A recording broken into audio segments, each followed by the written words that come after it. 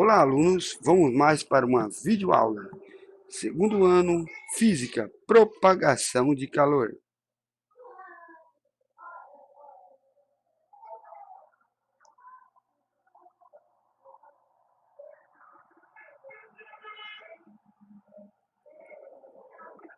Ok? Escola Alegria de Aprender, segundo ano, Física, propagação de calor, professor Vanderlei Borges de Oliveira.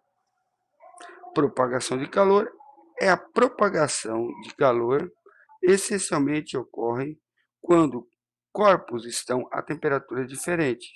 Sua propagação se efetua de três diferentes maneiras: condução, convecção e irradiação, ou seja, é a passagem de calor de um corpo para o outro, ou quando o corpo perde calor para o outro.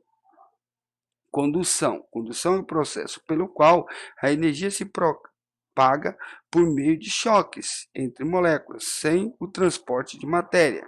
Acontece principalmente com sólidos. As moléculas de parte de um sólido que estão a uma temperatura maior estão mais agitadas. Elas se propagam essa agitação energia térmica para moléculas vizinhas, menos agitadas, e assim sucessivamente.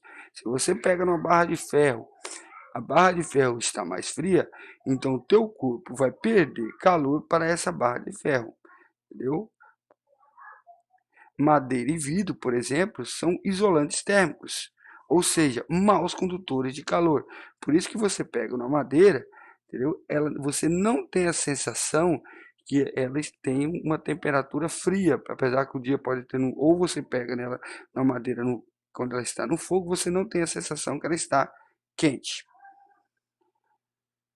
São isolantes térmicos, ou seja, maus condutores de calor, ao contrário de metais, que são bons condutores. Coloquei uma barra de ferro no fogo, coloquei uma barra de madeira. O metal, por ele ser um bom condutor de calor, na hora que eu pegar ela, eu vou sentir que ele esquentou. A madeira não, apesar que ambos estão na mesma temperatura. Essa diferença, bons ou maus condutores de calor, está no coeficiente de condutibilidade térmica.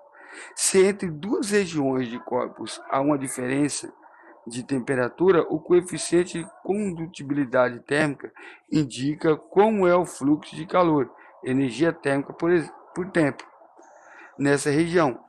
Essa distinção explica por que, ao tocar um objeto metálico, uma pessoa tem a sensação de frio, ao passo que não experimenta o mesmo ao tocar um objeto de madeira, como falei para vocês. Quando você toca em objeto de ferro, você tem aquela sensação que o objeto está frio.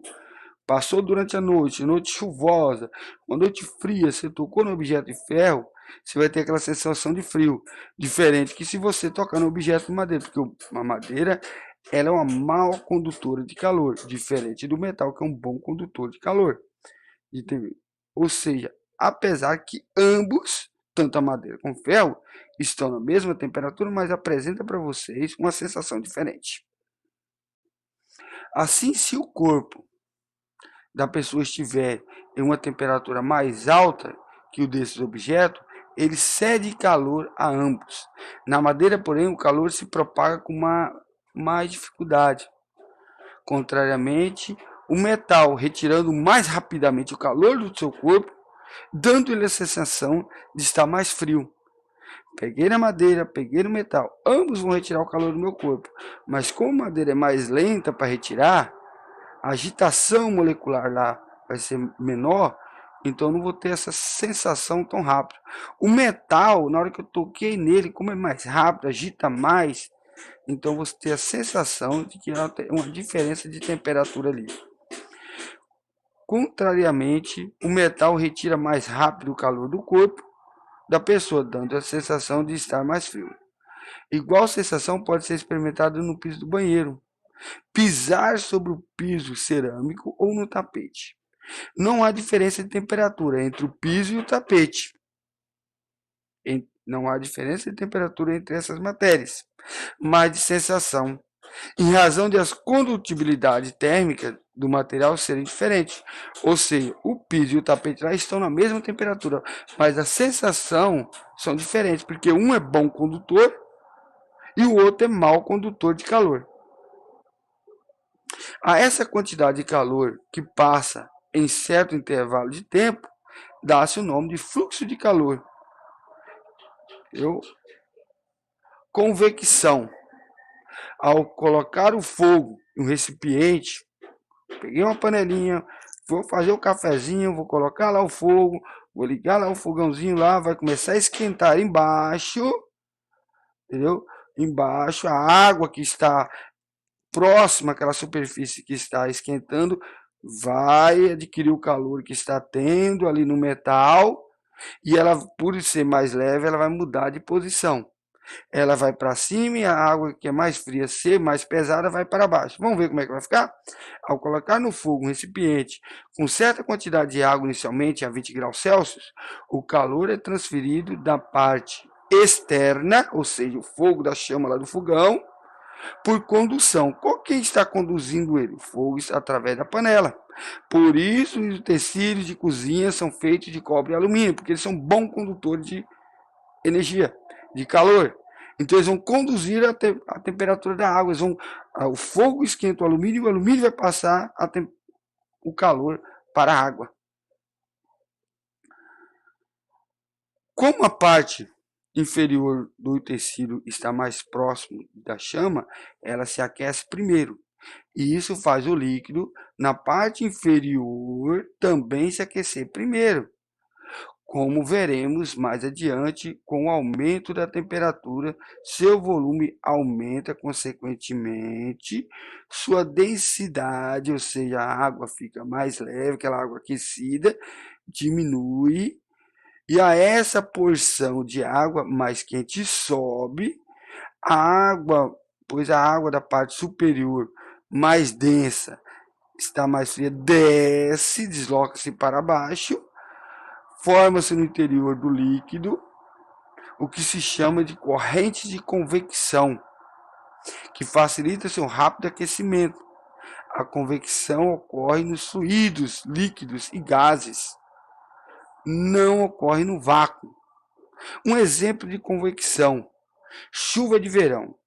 Nos dias quentes, o ar próximo à superfície fica leve, sobe para a camada superior da atmosfera, levando umidade. Nas grandes altitudes, a temperatura diminui, o vapor se condensa em gotículas pequenas que ficam em suspensão ao longo e logo cai como chuva. Ou seja, sobe a parte mais quente, vai subir, que está aqui a umidade que está aqui na parte de baixo vai subir. Quando chegar lá em cima, vai condensar, vai transformar em gotículas e cair novamente para nós como chuva. Irradiação. Irradiação é o processo. Eu vou começar falando sobre irradiação, fazendo uma pergunta para você. Por que as garrafas térmicas elas são espelhadas? Pense, por que a garrafa térmica, garrafa de café, garrafinha térmica são espelhadas? Qual o motivo disso aí? Irradiação é o processo de transmissão de calor através do espaço, por meio de ondas eletromagnéticas. É o único processo de transferência de energia que ocorre no vácuo, havendo transporte de energia sem necessidade de um meio material. Tanto o calor do sol como de uma lâmpada ou lareira chega a nós através de ondas eletromagnéticas. Corpos de cor escura ou preta são os que mais absorvem essa irradiação, enquanto corpos prateados, como espelhos, são os que mais refletem essa irradiação. Garrafa térmica. A garrafa térmica é feita de modo a evitar a transmissão de calor entre seu interior e o exterior. Ou seja, a irradiação dela, o calor vai bater na irradiação da garrafa térmica e vai voltar para dentro. Não deixar que propague, que saia esse calor. Para evitar a troca de calor por condução, Ela apresenta paredes duplas de vidros contendo ar rarefeito, quase vácuo entre elas.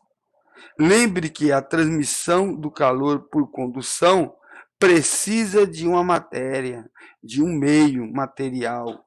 Suas paredes espelhadas evitam a passagem de calor por irradiação, já que materiais como espelho refletem bem a radiação incidente, para não haver convecção que ocorre apenas com líquidos e gases. Deve-se manter a garrafa tampada. Gostaria que vocês respondessem os exercícios da página 31 do módulo 9 de Física. Qualquer dúvida, estou à disposição. Feliz Páscoa, fique com Deus e bons estudos. Até mais.